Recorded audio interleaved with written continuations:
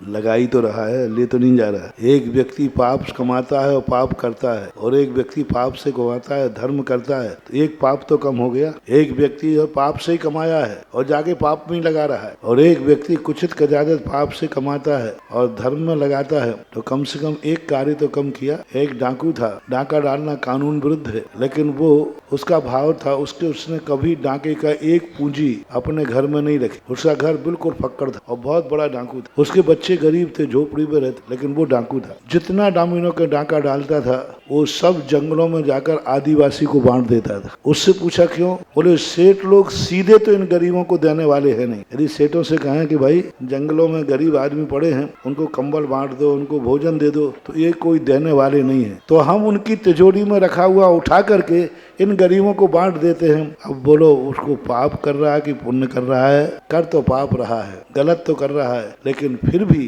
कुछ तो अच्छे का भाव कर रहा है। तो हमेशा ये कोई नहीं कर रहा है। कौन पाप करके धर्म कर रहा है? कौन कर रहा है पाप? पाप करने वाले को कभी धर्म का भाव होता ही नहीं, और जिसे तुम पाप कह रहे हो वो पाप है ही नहीं। कौन व्यक्ति है जो शराब बेच करके पाप कर रहा हो? कौन व्यक्ति है जो मांस बेच करके पाप कर रहा हो? अरे जो कार्य किए जाते हैं सामान्य रूप से कोई नहीं कर रहा बंधु।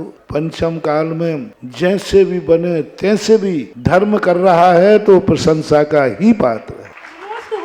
जैसे कर रहा है तैसे, मान के लिए करे, सम्मान के लिए करे, कैसे भी करे, धर्म ही कर रहा है। मान लीजिए चलो उसको पुण्य लगे या नहीं लगे, उसने मान लीजिए गलत कार्य से कमा करके एक मंदिर बना दिया, उसको पुण्य लगे या नहीं लगे, लेकिन जो गरीब 100 जन्म तक मंदिर नहीं बना पाते, कम से कम उनको तो बना हुआ मंदिर मिल गया, तो वो उसके बनाए हुए मंदिर से वो तो पुण्य कमाएंगे, वो कमीशन तो उसे खाते जाएगा कि नहीं, स्वयं भरी जाए या नहीं जाए। लेकिन उस मंदिर बनाने के लिए हमेशा धर्म करने वाले कोई कैसे भी करे प्रशंसा ही करना चाहिए। यदि हम किसी भी प्रकार के उनके प्रति प्रीत भाव रखते हैं तो हमारी ही दरिद्रता बढ़ती है, उसकी दरिद्रता नहीं बढ़ती।